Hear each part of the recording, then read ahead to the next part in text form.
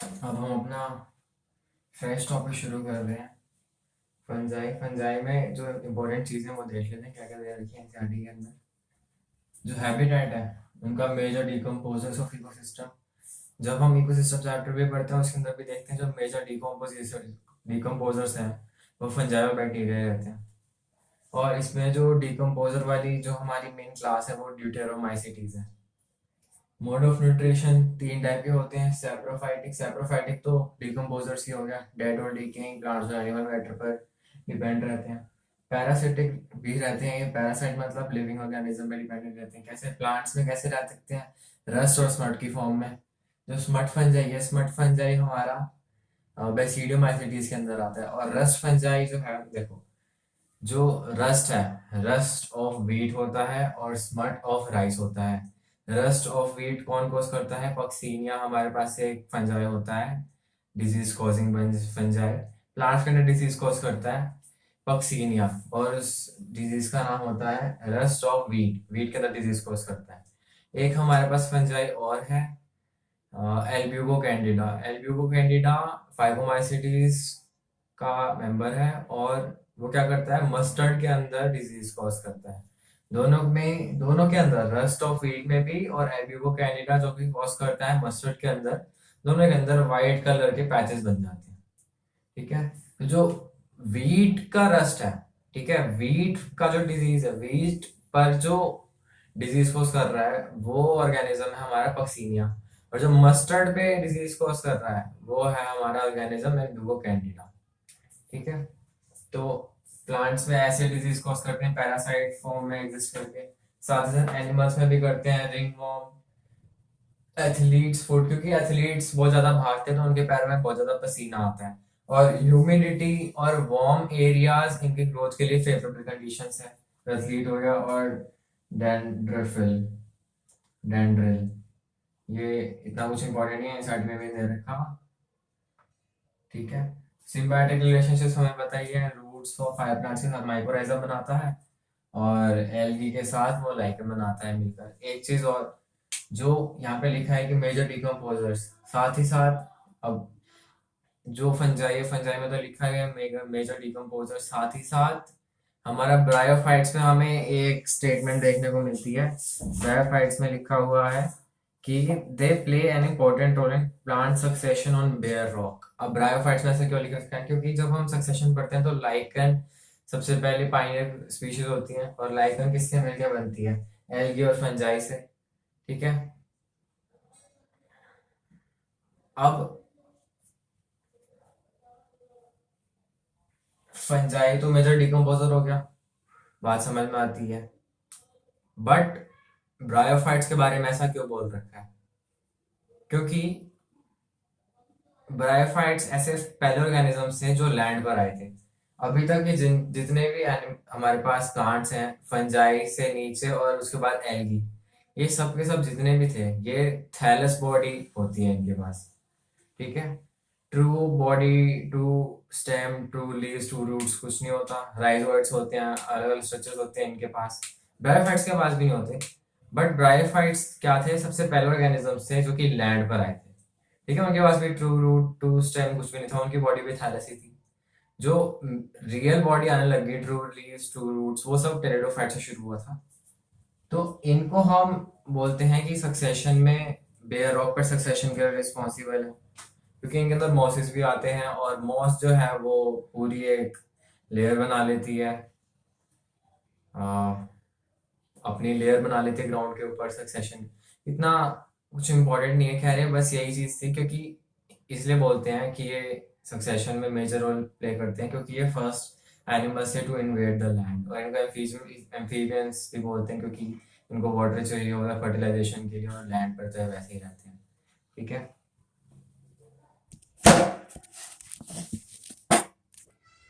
अब इसके बाद हमें एनसीईआरटी से ये पैराग्राफ पूरा पढ़ लेना है, साथ ही साथ ये भी पढ़ लेना है। इस पूरे में ये तो हम इजीली समझ जाएंगे सारा। ठीक है, इसके अंदर इम्पोर्टेंट क्या है कि यहाँ पर जो दे रखा है, वेजिटेटिव रिप्रोडक्शन जो होता है वो फ्रेगमेंटेशन, फ्यूजन, बडिंग सबसे होता है। आगे जितने भी हम पढ़ेंगे, एल्गी पढ़ेंगे, चाहे ब्रायोफाइट भी पढ़ेंगे, उन सबके अंदर जो वेजिटेटिव रिप्रोडक्शन है वो फ्रेगमेंटेशन से होता है। ठीक है, और एसेक्सुअल रिप्रोडक्शन इसमें स्पोर्स से होता है, स्पोर्स दे रखे हैं, ये सारे होते हैं। इनको याद रखने की ज़रूरत नहीं है, हमें सिर्फ सेक्सुअल रिप्रोडक्शन के जो स्पोर्स हैं वो देख लेने हैं। तो वो है oospores, ascospores, basidiospores, ये हमें रट लेना है। ठीक है, और छुट्टी। oospores, ascospores, basidiospores, इसको ऐसे भी याद रख सकते हैं कि OAB। ठीक है ना। उसके बाद ये सारा रीड कर लेना है। जो डाइकैरियन फेजेस होते हैं ये सिर्फ और सिर्फ AB में देखने को मिलता है, एस्कोमाइसिटीज और बेसिडियोमाइसिटीज, ये भी हमें पता है। इसके बाद ये सब हमें टेबल से करना है। ठीक है, इसमें बस ये जो स्ट्रक्चर है ना, ये है हमारे पास म्यूकर का स्ट्रक्चर, ये याद रखना है। ठीक है, और ये स्पर्जिलस है, इनके बारे में भी वापस आएंगे हम। यहाँ पर बस ये जो पैराग्राफ है ये रीड कर लो। ठीक है, सारा समझ आ जाएगा। और यहाँ पर बस सेक्सुअल रिप्रोडक्शन के स्पोर्ट्स याद कर लो, कौन कौन से होते हैं। और नीचे बस ये चीज़ याद रख लो।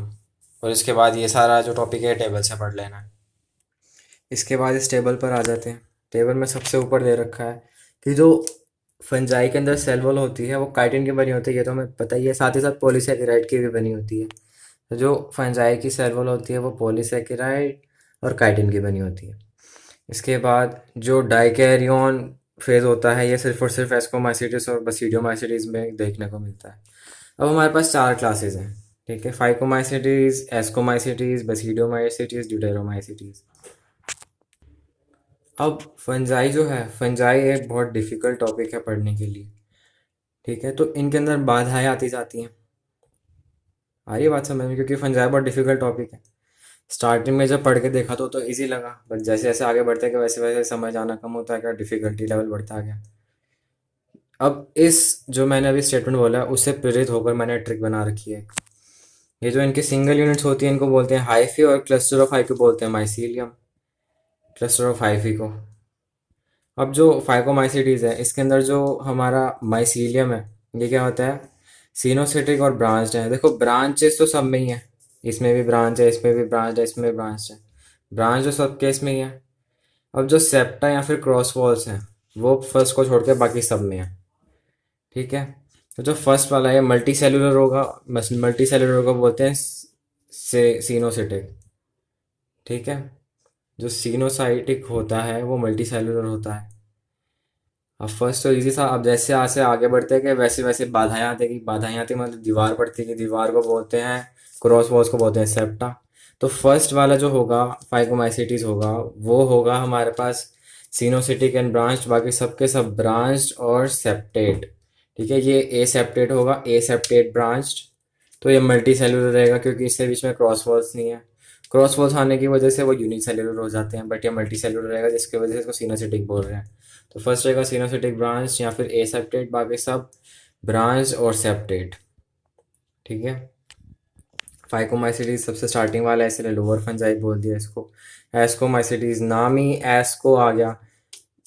माइसिटीज तो फंजाई को कहते हैं, तो माइसिटीज वाले तो हटा ही दो। स्टार्टिंग में एस्को है, एस्को आया है सैक से, सैक फंजाई से। ठीक है, इसके अंदर जो हमारी फ्रूटिंग बॉडी होती है वो सैक लाइक होती है, इसीलिए इसको सैक फंजाई बोलते हैं। बेसिडियोमाइसिटीज के लिए ट्रिक है BCD। बी से बेसिडियोमाइसिटीज, सी से क्लैम्प कनेक्शंस, ये क्लैम्प कनेक्शंस बन जाते हैं। With the help of clamp connections all the cell of mycelium become बायन्यूक्लिएटेड।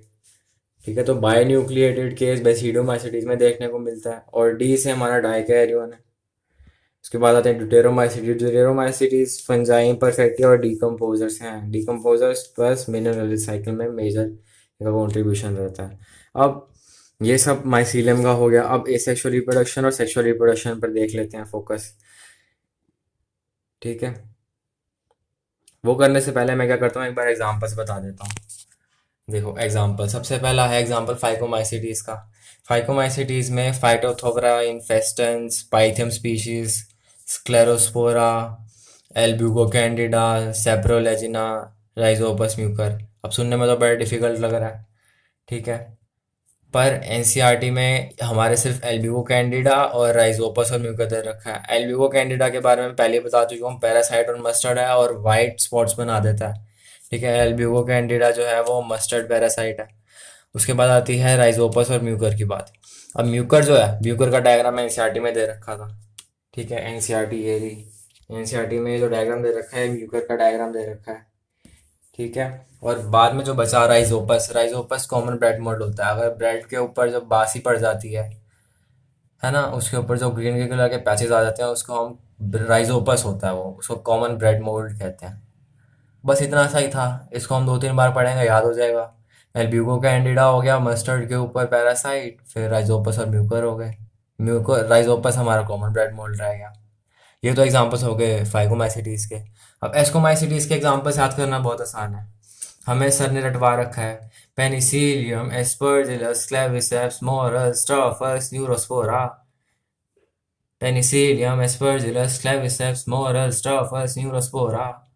ये सब रटवा रखा है सर ने ऑलरेडी। ये सब एग्जांपल्स एनसीईआरटी में दे रखे हैं। साथ ही साथ जो एस्कोमाइसिटीज है उसके अंदर ईस्ट भी आ जाता है, जो कि यूनिसेल्युलर फंजाई है। ठीक है। एस्परजिलस नाइगर लेबोरेटरी वीड है। न्यूरोस्पोर जेनेटिक इंजीनियरिंग में यूज होता है। मॉरल्स और ट्रफल्स ही हमारे एडिबल में आ जाते हैं। इसके बाद आते हैं बेसिडियोमाइसिटीज पे। बेसिडियोमाइसिटीज में जितने भी एग्जांपल्स हैं वो मशरूम के हैं, जो भी डिजीज कॉजिंग है। ठीक है। जैसे पक्सीनिया है, पक्सीनिया है, रस्ट फंजाई है, रस्ट फंजाई किसके अंदर, वीट के अंदर, ये भी बेसिडियोमाइसिटीज के अंदर आ जाता है। मशरूम है जो हमारा अगैरिकस है, बेसिडियो मशरूम है। जितने भी टॉडस्टूल है, जितने भी वो है ना हमारे मशरूम्स जो डिजीज कॉजिंग है, मैक्सिमम डिजीज कॉजिंग इसी के अंदर आते हैं, बेसिडियोमाइसिटीज के अंदर। तो मैं क्या कहता हूँ, इसको याद रखने की जरूरत ही नहीं है। एस्कोमाइसिटीज का याद हो गया, पेनिसिलियम, एस्परजिलस, क्लेविसेप्स, मोरस, स्टाफस, न्यूरोस्पोरा। ठीक है। और ईस्ट, इसके याद हो गया एल्ब्यूको कैंडिडा, राइजोपस और म्यूकर। ड्यूटेरोमाइसिटीज के याद कर लो एसी से, ऑल्टरनेरिया और कलेक्टोट्राइकम। और साथ ही साथ एनसीईआरटी में ट्राइकोडर्मा भी दे रखा है इसके लिए। तो बस इसको याद कर लो और छुट्टी, इतने में से ही काम चल जाएगा। ड्यूटेरोमाइसिटीज को याद रखने के लिए हमारे पास एसी है, ऑल्टरनेरिया, कलेक्टोट्राइकम। ठीक है। तो बेसिडियोमाइसिटीज के एग्जांपल्स को याद रखने की जरूरत ही नहीं पड़ेगी। इस तरह से हम इनके एग्जांपल्स याद कर लेंगे। अब एसेक्सुअल रिप्रोडक्शन पर आ जाते हैं। एसेक्सुअल रिप्रोडक्शन देखो, सबके अंदर कोनिडिया कॉमन है, कोनिडिया कोनिडिया कोनिडिया। ठीक है। जो बेसिडियोमाइसिटीज का केस है ये थोड़ा एक्सेप्शनल केस है, इन दोनों का केस एक्सेप्शनल। ठीक है। फर्स्ट ये दोनों हैं, इनके अंदर एसेक्सुअल रिप्रोडक्शन भी होता है, सेक्सुअल रिप्रोडक्शन भी होता है। इन दोनों के अंदर क्या होता है, बेसिडियोमाइसिटीज में एसेक्सुअल रिप्रोडक्शन नहीं होता, सेक्सुअल होता है। इसके अंदर एसेक्सुअल होता है, सेक्सुअल रिप्रोडक्शन नहीं होता। ठीक है। तो उल्टा केस है, पहले वाले के अंदर एसेक्सुअल नहीं होता, सेक्सुअल होता है। दूसरे वाले के अंदर एसेक्सुअल होता है, सेक्सुअल नहीं होता। ठीक है। अब एनसीईआरटी में स्पेशल एम्फेसाइज करके लिखा हुआ है कि जो फाइकोमाइसिटीज है उनके अंदर जो एसेक्सुअल रिप्रोडक्शन होता है वो जूस्पोर्स और एप्लानोस्पोर्स से होता है। तो ये हमें अच्छे से ध्यान रखना है, ये काफ़ी इंपॉर्टेंट हो जाता है क्योंकि एनसीईआरटी में दे रखा है। जू स्पोर्ट्स हैं, जू से, जू मतलब एनिमल, तो एनिमल तो मोटाइल रहते हैं, तो जू स्पोर्ट्स मोटाइल रहेंगे और एप्लानोस्पोर्स नॉन मोटाइल रहेंगे। ठीक है। और जब सेक्सुअल रिप्रोडक्शन पर आते हैं फाइकोमाइसिटीज के लिए, तो एनसीईआरटी में जाइगोमाइसिटीज इसका एग्जाम्पल दे रखा है। ठीक है। कि जो जाइगोमाइसिटीज है वो जाइगोस्पोर्स बनाता है। Sexual reproduction isogamous and isogamous oogamous किसी भी टाइप का हो सकता है। आइसोगैमस, अब ये जो जितने भी इनके करेक्टर दे रखे हैं हम पढ़ लेंगे एक बार। ठीक है। तो यहाँ पर ऊपर देखो कोनिडिया तो सब में ही कॉमन था। इसमें हमें याद रखना है कि जूस्पोर्स और एप्लानोस्पोर्स आ गया एसेक्सुअल रिप्रोडक्शन में, और सेक्सुअल रिप्रोडक्शन में oomaicides और zygomaicides आ गया।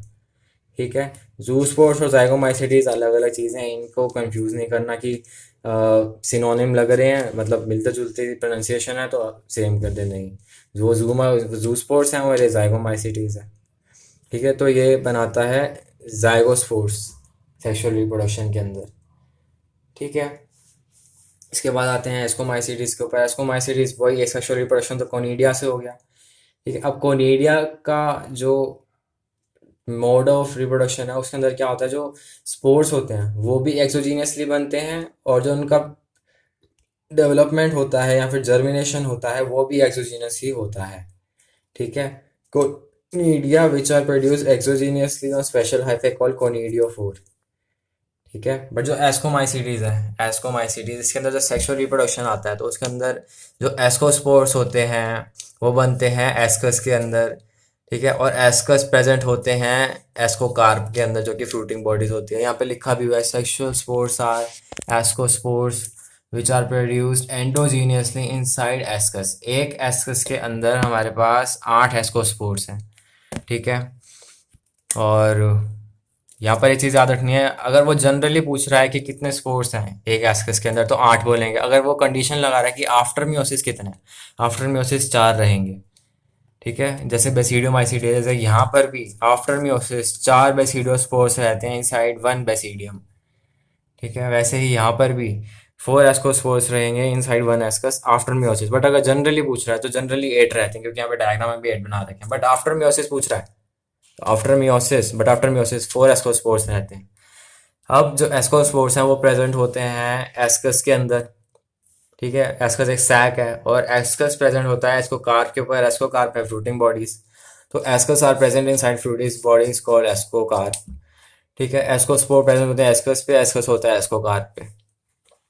ये हो गया हमारे पास एस्कोमाइसिटीज। अब आते हैं हमारा बेसिडियोमाइसिटीज। बेसिडियोमाइसिटीज ये सेक्सुअल रिप्रोडक्शन होता है नहीं, वेजिटेटिव रिप्रोडक्शन फ्रेगमेंटेशन से होता है। वेजिटेटिव में अभी बता चुका हूँ। इसमें ऑल्दो लिखा हुआ है कि फ्रेगमेंटेशन से भी होता है, बर्डिंग से भी होता है, फ्यूजन से भी होता है, बट जो वेजिटेटिव फ्रेगमेंटेशन है उसका मोस्ट कॉमन मेथड है हमारे पास फ्रेगमेंटेशन। चाहे वो फंजाई हो, एली हो, इवन ब्रायोफाइट्स भी हो तब भी। ठीक है, इसमें देखो क्या दे रखा है, वेजिटेटिव रिप्रोडक्शन टेस्ट। अब एसेक्सुअल तो होता नहीं, एसेक्सुअल बाकी सब में कोनिडिया से हो रहा है, इसको दो छोड़ के जूस्पोर्स और इग्रानोसोर्स भी होते हैं। इसमें क्या होता है, sex organs are absent so plasmogamy is brought about by fusion of vegetative cells और डिफरेंस चेन। ये हम खुद पढ़ेंगे। ठीक है, ये हम रट लेंगे और ये हम खुद पढ़ लेंगे एक बार। और उसके बाद ड्यूटेरोमाइसिटीज के अंदर एसेक्सुअल रिप्रोडक्शन नहीं होता, एसेक्सुअल रिप्रोडक्शन होता है, सेक्सुअल रिप्रोडक्शन नहीं होता। ठीक है, इसीलिए इनको बोलते हैं फंजाई इम्परफेक्टी। और इसका रीज़न एनसीईआरटी में लिखा हुआ है कि इनके अंदर सेक्सुअल रिप्रोडक्शन नहीं होता, इस वजह से इनको फंजाई इम्परफेक्टी बोलते हैं। इसको इलेबोरेटिव फॉर्म में एनसीईआरटी में दे रखा है। ठीक है, और एक चीज़, अगर वो डीकम्पोजर्स हम मिनरल रिसाइकलिंग बोल रहे तो मेन एम्फेसाइज हमें ड्यूटेरोमाइसिटीज के ऊपर ही करना है। ये सब करने के बाद हम फंजाई को एक बार एनसीईआरटी से रीड कर लेंगे। ठीक है, और जो जो इम्पोर्टेंट लाइनर्स हैं वो सब के सब हमने, वैसे तो ये वाली जो टेबल है इसके अंदर मार्क कर रखा है जो जो इम्पोर्टेंट लाइनर्स हैं, ये एक बार पढ़ लेंगे। जैसे ए सेक्सुअल रिप्रोडक्शन जूस्पोर्स और रिपेनोस्पोर्स होता है फाइकोमाइसिटीज के अंदर, सेक्सुअल रिप्रोडक्शन जाइगोस्पोर्स से होता है। ठीक है, ये सब हमने इसके अंदर मार्क कर रखा है, और बाकी सब जो इम्पोर्टेंट है वो ऑलरेडी एनसीईआरटी के अंदर है ही। ठीक है, तो एनसीईआरटी को एक बार पढ़ लेंगे, ये सब याद करने के बाद एग्जाम्पल्स भी हमें अच्छे से याद हो गए हैं। ठीक है, एनसीईआरटी में और कुछ रह नहीं गया इसके बाद, सब सिंपल दे रखा है। उसके बाद ये इंट्रोडक्शन है, खैर अगले चैप्टर्स के लिए ये इतना डिफिकल्ट नहीं है। वायरस के लिए हम इंटरनेट से ट्रिक देख लेंगे कोई सी भी और इसको इजीली सॉल्व कर लेंगे, तो ये हमारा फंजाई वाइंड अप हो जाता है ऐसे। ठीक है ना।